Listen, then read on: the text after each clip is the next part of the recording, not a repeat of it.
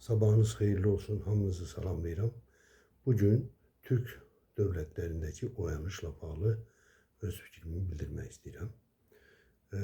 Artıq son bir neçə ildir ki, daha doğrusu Rusiyanın Ukraynanı işğal etməyə başladığı gündən etibarən Türk dövlətlərində, xüsusilə də Qazaxıstanda bir oyanış gözləməkdədir. Oyanış baş verib və Qazaxıstandakı bu oyanış yəqin ki, bu məsələ ilə maraqlananlar özləri də görüblər. Sosial saytlarda onlar bu barədə çox aktivdirlər və oradakı oyanış digər Türk dövlətlərində də öz təsirini göstərib. Xüsusilə Rusiyanın tərkibindəki Başkurtistan dövlətində Başkurt xalqı bu oyanışda belə deyək öncülük edir. Tatarstanda da müəyyən qədər oyanış var, amma çox təəssüf ki, Tatarlar bu məsələdə biraz daha geri qalırlar. Burada da iki təsir var. Tatarların Ruslaşmaya daha çox məruz qalması və ikinci faktor da İslam faktorudur. Tatarlar belə deyək, bir çox Tatarlar müsəlmanlığı belə deyək, türkçülükdən daha önə çəkirlər. Məsələn, sadəcə fikir versəniz, Moskvadakı dini bayramlarda məscidləri dolduranların əksəriyyəti Tatarlardır və ona görə də bu oyanışda onlar biraz Başkurtlardan geri qalırlar. Amma dediyim kimi Başkurtlar da bu oyanış maşallah çox yüksəkdir. Saxalarda, Sax Rusiyanın tərkibindəki ən böyük ərazisinə görə Rusiyanın ən böyük dövləti olan Saxa dövlətində müəyyən qədər oyanış var. Afərin onlara da. Onlar Ruslaşmaya çox daha aktiv şəkildə məruz qalmışlar, amma indi bu oyanış var. Müəyyən qədər Altay dövlətində var. Tuvada və s. də hiss olur, amma dediyim kimi ən güclü bu oyanış Rusiyanın tərkibində olan hələ ki Başkurdistanda görünür. Bu çox sevindirici haldır.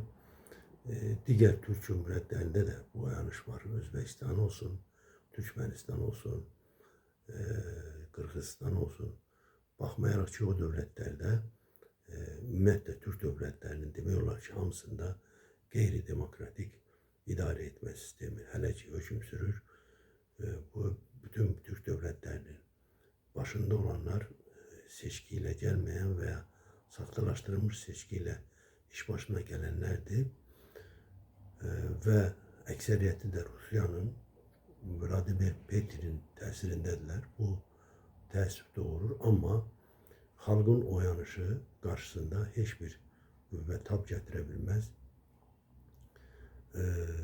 İnşallah bu Türk dövlətlərindəki oyanış xeyirli gözəl bir nəticə ilə nəticələnər və Rusiyanın tərkibində illərdir assimilyasiyaya uğrayan, əzilən, öz kimliklərini itirməyə məcbur qılınan Türk dövlətləri müstəqilliklərini əldə edər və biz də bütün Türk dövlətləri olaraq sözdə yox, əməldə birləşərək, birlik quraraq, birlik yaradaraq bir dünyada öz səsimizi, öz ədalətli, haqlı səsimizi çıxara bilərik.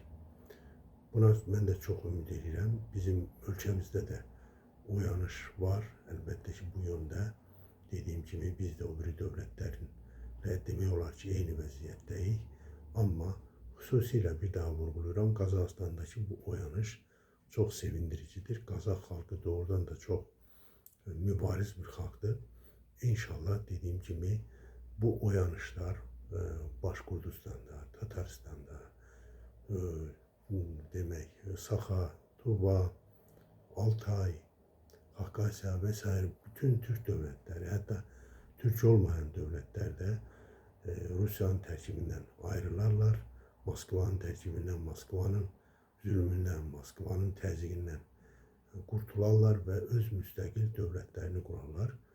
O zaman həqiqətən biz böyük bir Turan dövləti qura bilərik, qurmalıyıq da və onu da əlavə edeyim ki, Turan dövlətinin qurulması bu coğrafiyada, yaxın coğrafiyada yaşayan xalqlar üçün bir təhdid, bir qorxu yaratmamalıdır.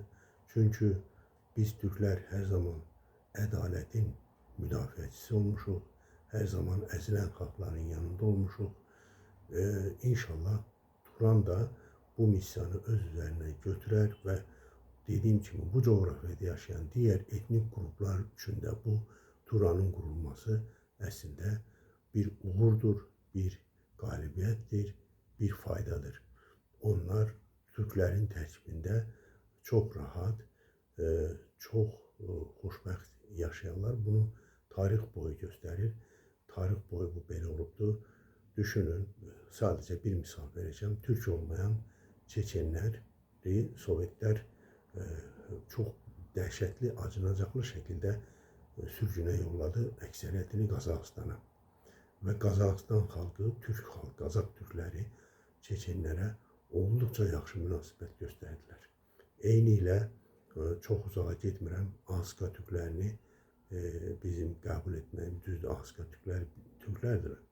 Amma yenə də biz istənilən xalq indi tam ağlıma gəlmir, amma bizim tərkibimizdə olan, biz elə Azərbaycanda olsun, tərkibimizdə olan digər Türk olmayan qruplara qarşı həmişə xoş münasibətdə olmuşuq, həmişə onları sevmişik, onları özümüzdən biri saymışıq. Hətta bəzən bunun qarşılığını belə deyək, layiqli şəkildə görmədikdə belə biz onlara qarşı heç vaxt aqressiv davranmamışıq.